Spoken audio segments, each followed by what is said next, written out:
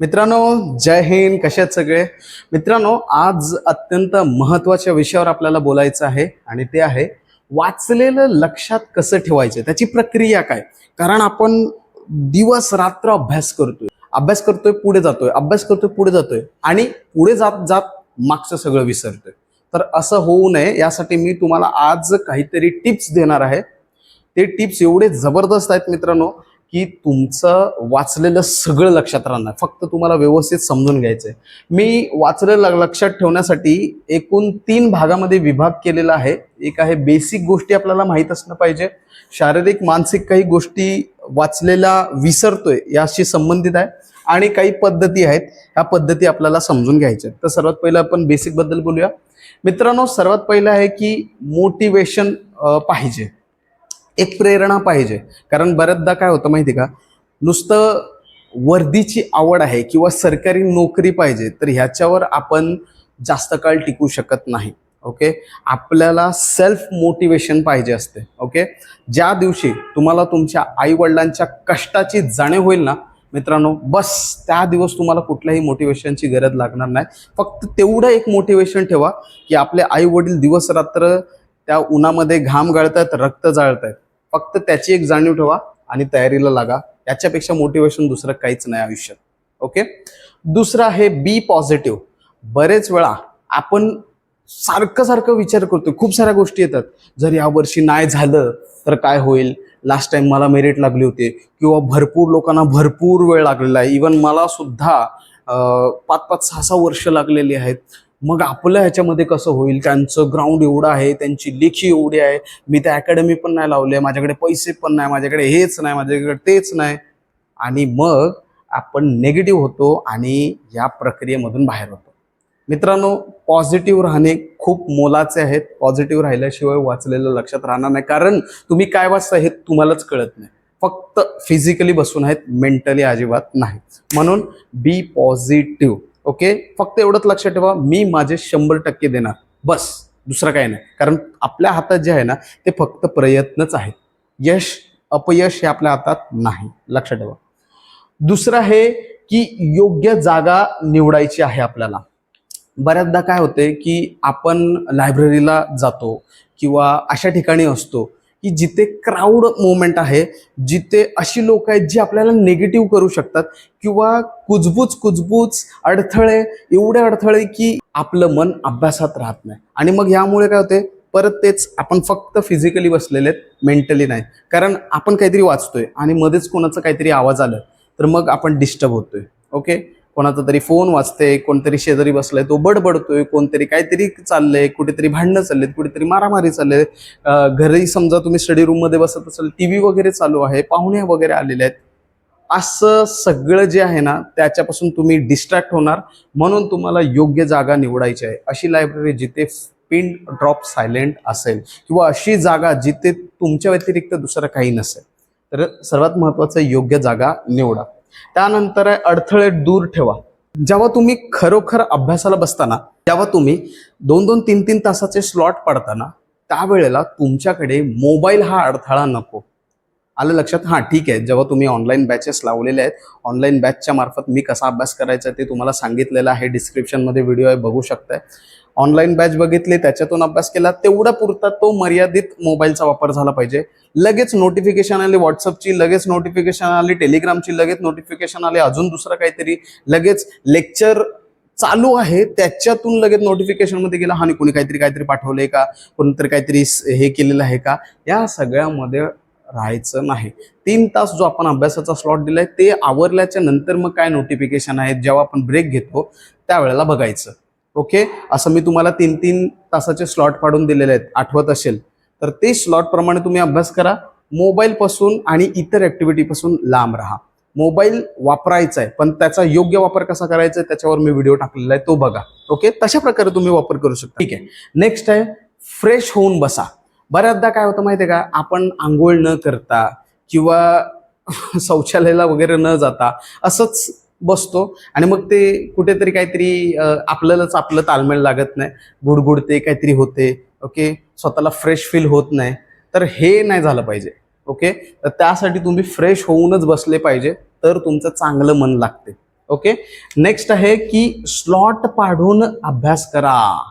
Slot समजून घ्या, कुठल्या स्लॉटला कुठला विषय घेतला पाहिजे हे सर्वात महत्वाचं आहे.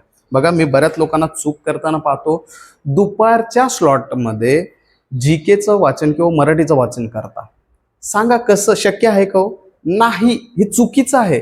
दुपारच्या स्लॉटला डोळ्यावर थोडीशी पेंग असते, थोडंसं आपण असं वाचत वाचत झोपून जातो. म्हणून वाचायचे प्रकार दुपारी आणि रात्री ठेवले नाही पाहिजे. सकाळचं सेशन हा वाचण्यासाठी बेस्ट असला पाहिजे. मग जे आपल्याला अडते ना, जे आपल्याला अवघड जाते, मग ते मराठी असेल जे के असेल, त्याचा स्लॉट जो आहे तो सकाळच्या फ्रेश मोडमध्ये ठेवायचा आणि दुपारी किंवा रात्री टेस्ट किंवा मॅथ्स आणि रिजनिंग प्रॅक्टिस आहे ना, तीच दुपारच्या सेशनमध्ये आली पाहिजे. म्हणून तुमचे स्लॉट समजून घ्या. तर शारीरिक आणि मानसिक ह्याच्यामध्ये पहिला आहे व्यायाम. जे पोलीस भरती, अग्निवीर, वनरक्षक, दारूबंदी ह्याची तयारी करतात बघा, ते व्यायाम करतात, ते वॉर्मअप आणि त्यांचं जे शेड्यूल मी दिलेलं आहे किंवा त्यांचं जे शेड्यूल आहे ते फॉलो करतात, तर त्याच्यात वाद नाही. परंतु जे फक्त आणि फक्त तलाठीची तयारी करतात किंवा अशी तयारी जिथे फिजिकल नाही, त्यांनी दररोज व्यायाम करणे गरजेचे आहे. तर व्यायाम केलं पाहिजे 1 ते 2 तास. नेक्स्ट आहे बघा मित्रांनो, हा सर्वात इम्पॉर्टंट पॉइंट आहे आपल्या आयुष्यातील, बरं का. हा असा पॉइंट आहे की जो तुम्हाला रिफ्रेश करतो. रिफ्रेश. मग तुम्ही जॉब करत असा, तुम्ही व्यायाम करत असा, तुम्ही अभ्यास करत असा की आयुष्यातली कोणतीही गोष्ट करत असा, जर तुम्ही 7 तास झोप घेता तर तुम्ही आयुष्यभर निरोगी राहणार. कारण 7 तासामध्ये तुमची पूर्ण बॉडी ही रिबूस्ट होते. बघा ना, आपण आपला मोबाईल दिवसभर सातत्याने वारंवार वापरतो आणि नंतर फक्त एकदा रिबूट करा, बघा तो पूर्ण रिफ्रेश होतो. तसंच आहे, आपल्या बॉडीला 7 तास झोप द्या, माइंड पण कूल होतो, बॉडी पण कूल होते आणि सगळं कूल होते, आपण रिफ्रेश होतो आणि चांगला अभ्यास होतो. तर हा पॉइंट सर्वांनी फॉलो करायचा आहे. नेक्स्ट आहे योगा.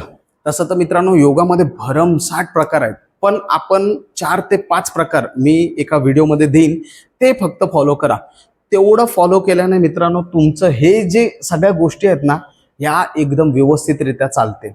आलं लक्षात? म्हणजे एक चांगलं फंक्शन होते बॉडीमध्ये. ओके. आणि जर तुमची बॉडी रिलॅक्स असेल आणि माइंड कूल असेल ना, तर तुम्ही सगळं लक्षात ठेवू शकता. ओके. तर योगा आहे, त्याचे मी 4-5 प्रकार आहेत, ते तुम्हाला देईन, तेवढं करा.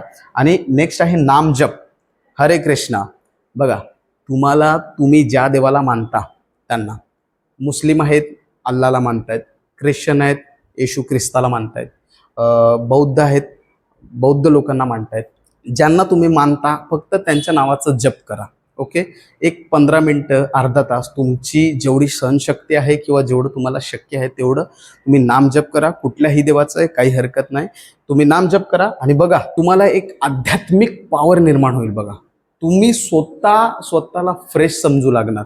हे करा, हे प्रत्येकाने करा. आपापल्या देवाच्या प्रती थोडीशी तरी 15 मिनिटाची श्रद्धा ठेवा, त्या देवाला आठवा आणि नामजप करा.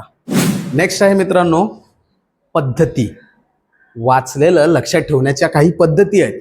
या पद्धती जर आपण फॉलो केलं ना, तर आपण सगळं वाचलेलं लक्षात राहील. आणि हे आता सर्वात महत्वाचं आहे. हे तर बेसिक गोष्टी होत्या, ह्या ऍक्च्युली माहीत नाहीये लोकांना. आपण फक्त हेच ऐकतो आणि हेच बघतो. तुम्ही कोणाचेही व्हिडिओ बघा, तुम्हाला फक्त हेच दिसणार, ह्या गोष्टी दिसणार नाहीत. या गोष्टीपेक्षा जास्त मौल्यवान आहेत आणि ह्याच्यानंतर मग हे आपल्याला फॉलो करायचं आहे. आता हे फॉलो करत असताना काय काय लक्षात ठेवायचं, तर सर्वात पहिलं आहे मोठं टार्गेट. बघा, मी भरपूर लोकांना बघितलेलं आहे, एका महिन्यात अख्खं पुस्तक वाचून काढतो, एका महिन्यात अख्खं सब्जेक्ट क्लिअर करून देतो, एका महिन्यात हेच करतो, 6 दिवसात असंच करतो, हेच करतो, तसंच करतो. एवढं मोठं टार्गेट देतात जे तुम्हाला झेपत नाही आणि नंतर काय होते, फक्त रट्टा मार हीच प्रोसेस चालू असते. मोठं टार्गेट देऊ नका, आधी छोटे टार्गेट्स द्या. आधी एखादा विषय जिथे 2 दिवसात संपू शकते त्याला 3 दिवस द्या. अमोल पाटील सरांची एक आयडिया मला खूप भारी वाटली. ते काय करतायत, एक छोटंसं जरी टॉपिक असलं ना, जो 2 ते 3 लेक्चरमध्ये संपतो त्याला ते 5-5, 7-7 लेक्चर लावतात. का? कारण तो जो टाईप आहे किंवा जो घटक आहे तो एकदम परफेक्ट झाला पाहिजे. तर हे तुम्हाला देखील करायचंय. जो टॉपिक आपला 2 दिवसात संपेल त्याला 3 दिवस घ्या, त्याला 4 दिवस घ्या आणि त्याला अगदी परफेक्ट बनवा. म्हणजे छोटं टार्गेट द्या आणि परफेक्शनवर काम करा, क्वालिटीवर काम करा, क्वांटिटीवर नाही. ओके, सो मोठं टार्गेट द्यायचं नाही. दुसरं आहे बघा, जेव्हा तुम्ही वारंवार वाचणार तेव्हाच तुमच्या गोष्टी क्लिक होणार. तुम्ही जोपर्यंत वारंवार वाचत नाही तोपर्यंत त्या गोष्टी आठवत नाहीत. कारण आपल्याला भरपूर वाचायचं आहे मित्रांनो. जीकेच मध्ये तुम्हाला भूगोल वाचायचं आहे, इतिहास वाचायचं, विज्ञान वाचायचं, राज्यशास्त्र, नागरिकशास्त्र, अर्थशास्त्र, अजून त्याच्यामध्ये सबप्रकार आहेत. त्यानंतर ते वाचून झाल्याच्या नंतर मराठी व्याकरण आहे, मराठी व्याकरणामध्ये परत शब्दसंग्रह आहेत. त्यानंतर गणित, बुद्धिमत्ता, ह्याच्यामध्ये पण काही वाचण्याच्या आणि काही समजून लक्षात ठेवण्यासारख्या गोष्टी आहेत. एवढा सगळा डेटा आपल्या मेमरीमध्ये सेट होतच नाही. मग ते सेट करावं लागते, त्यासाठी आपल्याला वारंवार वारंवार वाचावं लागतं. उदाहरणार्थ सर्वात बेस्ट, तुम्ही आता यूट्यूबला जा किंवा गुगलला जा आणि टाका डिअर पोलीस, टाकण्याचा प्रयत्न करा. DEAR टाकल्याच्या नंतर फक्त P टाका, लगेच आपलं नाव येणार. का? कारण वारंवार त्याच्यावर लोकांनी सर्च केलेलं आहे. डिअर पोलीस गोळाफेक, डिअर पोलीस जॉब करून तयारी, डिअर पोलीस अभ्यास पद्धती, डिअर पोलीस अभ्यास स्लॉट, डिअर पोलीस गोळा. हे लोकांनी जेव्हा सर्च केलंय ना, तर त्या सर्च इंजिनमध्ये ते बसलेलं आहे. त्यांना लगेच हिंट मिळते की या पोराला हे पाहिजे. तसं तुमचं आहे. जेव्हा तुम्ही वारंवार वाचणार ना मित्रांनो, तर तुमच्या मेमरीला पण लगेच हिंट होईल की हां, आता हे असं असं आहे. समजा तुम्ही विसरले जरी लगेच क्लिक होणार, लगेच तुम्हाला हिंट मिळणार, सगळ्या गोष्टी आठवणार. कळलं? म्हणून वारंवार वाचणे हे खूप मोलाचे आहे. नेक्स्ट आहे अभ्यासाची आवड निर्माण करा मित्रांनो. अभ्यासाची आवड निर्माण नाही झाली ना तर मग प्रॉब्लेम आहे. उदाहरणार्थ विज्ञान हा विषय आवडत नाही, विज्ञान हा विषय आवडत नाही, त्यामुळे आपण त्याचा अभ्यास करत नाही किंवा अभ्यास करताना त्याला तेवढं इम्पॉर्टन्स देत नाही. तसं नका करू. तुम्ही समजून घेण्याचा प्रयत्न करा की त्याच्यामध्ये कोणतं घटक मला अवघड जाते.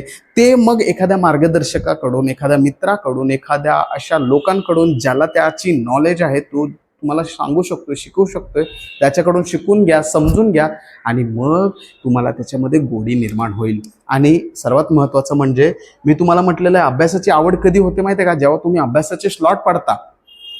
इकडे आपण सांगितलेलं आहे की जर तुम्ही सकाळच्या सेशनमध्ये गणित सोडवत असाल, दुपारच्या सेशनमध्ये जीके सोडवत असाल, तुम्हाला अभ्यासाची आवड होणारच नाही. फक्त तुम्ही फिजिकली आहेत, मेंटली नाही. अभ्यासाची आवड निर्माण होण्यासाठी अभ्यासाचे स्लॉट देखील पाडणं खूप गरजेचं आहे. आणि ते पण त्याच्या हिशोबानं, म्हणजे सकाळी फ्रेश माइंडमध्ये जीके किंवा मराठीच, दुपारी गणित किंवा भूमिती किंवा बुद्धिमत्ताच किंवा टेस्ट, रात्री झोपायच्या पूर्वी पण तेच. कारण अख्ख्या दिवस आपली बॉडी थकलेली असते आणि रात्री मग ते वाचलेलं लक्षात राहत नाही. म्हणून रात्री देखील एकतर टेस्ट सोडवा किंवा गणित बुद्धिमत्तेची प्रॅक्टिस करा. समजते? तर अशा प्रकारे आपण अभ्यासाची गोडी निर्माण करू शकतो. आता अभ्यास करत असताना नोट्स मेकिंग, स्वतःचे नोट्स बनवणे क्रमप्राप्त ठरते. तुम्हाला जे काही वाटते ना ते लिहून काढत चला. आता जे काही, याचा अर्थ काही पोरं काय करतात, अख्खं पुस्तक वाचतात, अख्खं लिहत बसतात. तसं नाही करायचं. तुम्ही पहिला वाचा, 3, 4, 5, 6 वेळा वाचा. वाचल्यानंतर तुमच्या काही गोष्टी लक्षात येतील की ही गोष्ट महत्वाची आहे, ही माझ्याकडून आठवण राहत नाही किंवा ही महत्वाची असल्यामुळे मला हे लक्षात ठेवणं गरजेचं आहे. फक्त त्याची नोट्स बनवा. आणि नोट्स कसे असले पाहिजे? डायग्राम बेस्ड, ट्रिकी स्वरूपात. मग ते लक्षात राहते. आता तुम्हाला मी सांगू, बघा मी इकडे काय केले. मी इकडे सरळ हे पॉइंट्स अशा दिले असते आणि तुम्हाला सांगून टाकलं असतं. पण मी काय केलं, या सगळ्या प्रक्रियेला मी एक डायग्राम बनवला.